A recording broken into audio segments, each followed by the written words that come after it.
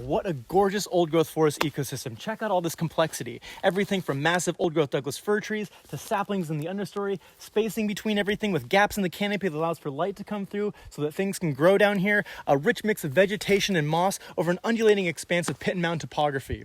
This sure looks a lot different than most of the second growth forests we see all over the continent.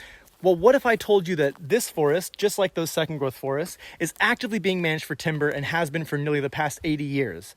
This is Wildwood, a demonstration ecoforest on Vancouver Island that shows just how feasible it is to manage our forests in a different, more holistic way for sustained ecological, cultural, and community values in addition to economic ones. See, most commercial logging operates at large scale to maximize profits to shareholders above all other values, and as a result, whole forest ecosystems are often simplified through mismanagement and clearcut tactics that reduces them to tightly packed, even-age stands of second-growth trees with very little biodiversity or ecological complexity that makes them more susceptible to erosion, landslides, and climate-driven impacts like wildfire, drought, and disease.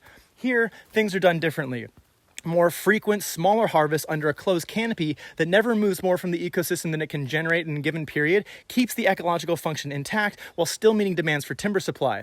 In the time that it's been operating, it's been able to generate more income over the long run than had it all been clear-cut and sold at value back in the day, all while maintaining the ecological complexity, social, cultural, and community values of an old-growth forest. This just goes to show that it is totally possible for our forestry practice to be ethically in line with these systems. We just need to stop thinking of forests purely as a resource and adjust our practices accordingly for a better future for us all.